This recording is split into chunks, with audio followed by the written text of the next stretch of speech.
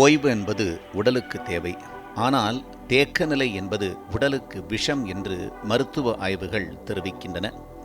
நான் தான் காலையில் 1 மணி நேரம் ஜிம்மில் வியர்வை சிந்தினேனே, பிறகு ஏன் பயப்பட வேண்டும் என்று பலரும் நினைக்கிறார்கள்.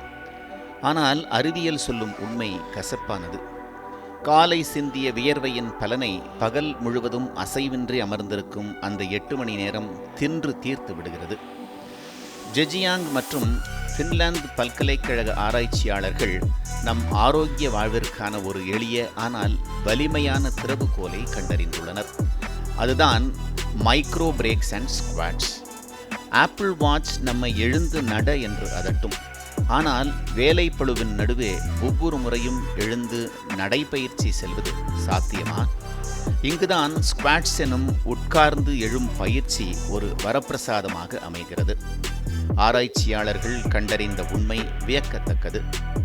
ஒவ்வொரு 45 நிமிடத்திற்கும் ஒரு முறை எழுந்து வெறும் 3 நிமிடங்கள் நடப்பதை விட சில முறை நிதானமாக தோப்புக்கரணம் போடுவது பன்மடங்கு பலனை தருகிறது. ஏன் ஸ்குவாட்ஸ் ஒரு மாமருந்து? நமது உடலின் இன்ஜினே அதன் கீழ்ப்பகுதிதான். கால்கள், இடுப்பு மற்றும் இடுப்புக்கு கீழ் ஆகியவை உடலின் மிகப்பெரிய மற்றும் வலிமையான தசை தொகுப்புகள். ஸ்குவாட்ஸ் செய்யும் போது இந்த மாபெரும் தசைகள் இயங்குகின்றன. இவை இரத்தத்தில் உள்ள குளுக்கோஸை ஒரு ஸ்பாஞ்சு போல் உள்ளெடுத்து எரிபொருளாக மாற்றுகின்றன. இதனால் இன்சுலின் சுரப்பு சீராகிறது.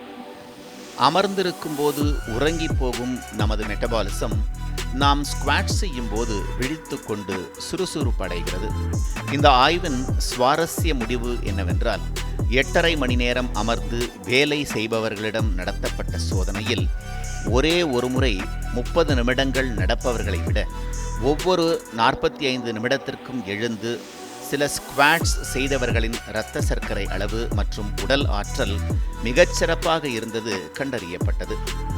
ஒவ்வொரு 45 நிமிடத்திற்கும் ஒரு அலாரம் அல்லது நினைவூட்டலை வைத்துக் கொள்வது, நாற்காலியை விட்டு எழுந்து உடலை ஒரு முறை மெதுவாக நெளித்து ஸ்ட்ரெச் செய்வது, தேவைப்பட்டால் மேசையின் விளிம்பை பிடித்து கொண்டு கால்களை அகட்டி நிற்பது போன்ற எளிய பயிற்சிகளை மேற்கொள்ளலாம்.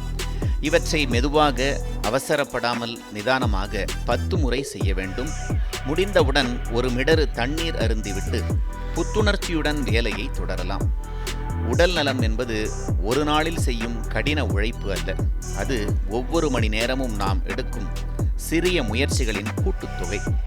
இனி ஒவ்வொரு முறை நாற்காலியிலிருந்து எழும்போதும் நினைவில் கொள்வோம், எழுந்து நிற்பது நமது வேலைக்காக மட்டுமல்ல, நமது வாழ்க்கைக்காகவும் தான்.